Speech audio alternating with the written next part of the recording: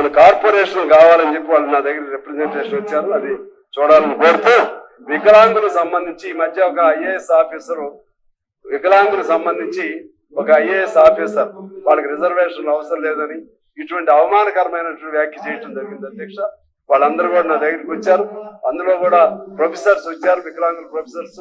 అటువంటి జరగకుండా ఉండే విధంగా ఎస్సీ ఎస్టీలకు కానీ ఎలా రక్షణ ఉందో ఆ విధంగా వికలాంగులు కూడా ఒక రక్షణ ఉంటే బాగుంటుందని చెప్పడం జరిగింది అధ్యక్ష. అలాగే విద్యకు సంబంధించి అనేక అంశాలు ప్రస్తావనకు వచ్చినాయి. మీకు తెలుసు, ఇవాళ నువ్వు 10వ తరగతి చదువు పిల్లవాడిని కదిలించిన అతని దగ్గరికి వెళ్ళి రాయమన్నా సరే తెలుగు కూడా తప్పులు లేకుండా రాసే పరిస్థితి లేదు.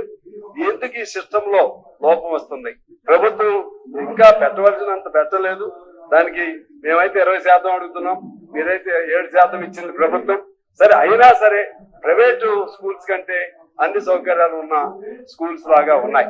కానీ ఎందుకు చదువు రావట్లేదు పిల్లలకి? అక్షరాలు కూడా ఎందుకు రాయలేకపోతున్నారు? అనేది ఆలోచన చేయాల్సిన అవసరం ఉంది. దాన్ని సరిదిద్దాలి. అదే విధంగా కొన్ని దేశాల్లో ఉచిత విద్య ఇస్తున్నారు అధ్యక్ష. అందులో ఆ ఉచిత విద్య, అది ఈవెన్ అమెరికా లాంటి మోస్ట్ డెవలప్డ్ కంట్రీస్ లో కూడా ఉచిత విద్య ఇస్తున్నారు. ఆ విధంగా విద్య, వైద్యం ఆ రెండు కూడా ఖచ్చితంగా ఉచితంగా ఇవ్వాలి. దాన్ని క్వాలిటీతో కూడినటువంటి, వాల్యూస్ తో కూడినటువంటి విద్య అందించాలి. అందుకని నా వాల్యుబుల్ సజెషన్ ఏమిటంటే, ప్రతి జిల్లాలో గవర్నమెంట్ పాఠశాలలో ఫలితాలకు సంబంధించి ఎందుకు వెనకబడుతున్నారు, ఇటువంటి అన్ని వాళ్ళు ఎంత ఫాలోఅప్ చేస్తూ పర్సూ చేయడం కోసం జిల్లాకు ఒక ఐఏఎస్ ఆఫీసర్ ని వేస్తే విద్యారంగానికి సంబంధించి డిఈఓలు ఉంటారు, ఎట్లయినా ఒక ఐఏఎస్ ఆఫీసర్ ని దానికి విద్యారంగానికి వేయాలి, వైద్య రంగానికి కూడా వేయాల్సిన అవసరం ఉందని మీ ద్వారా విజ్ఞప్తి చేస్తున్నాను అధ్యక్ష. అదేవిధంగా వైద్యానికి సంబంధించి నిమ్స్, అలాగే గాంధీ, ఉస్మానియా, బేవార్ ఇటువంటి అనేక మంది అనేక హాస్పిటల్, పెద్ద ఎస్టాబ్లిష్డ్ హాస్పిటల్స్ ఉన్నాయి. కానీ ఆ వైపు పోవట్లేదు పేషెంట్స్, కేవలం కార్పొరేట్ వైపు పోతున్నారు. అది ఏమిటో మనం అర్థం చేసుకుని వాళ్ళకి చాలా మంది నిమ్స్ ఇటువంటి చోట ప్రభుత్వం ఇవ్వాల్సిన బిల్లులు కూడా చెల్లించలేదని చెప్తున్నారు. అదే ఫ్యాకల్టీ కూడా సరిగ్గా ఉండట్లేదు. వాటికి అన్ని రకాలుగా ఇబ్బందులు వస్తున్నాయి. అందువలన ప్రభుత్వ ఆసుపత్రులను మరింత స్ట్రెంథన్ చేయాలి.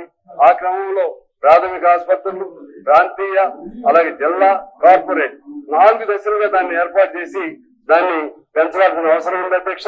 అదేవిధంగా ఇంగ్లాండ్, అమెరికా, కెనడా, స్వీడన్ లాంటి దేశాల్లో పూర్తిగా వైద్యం ఉచితంగా ఇస్తున్నారు.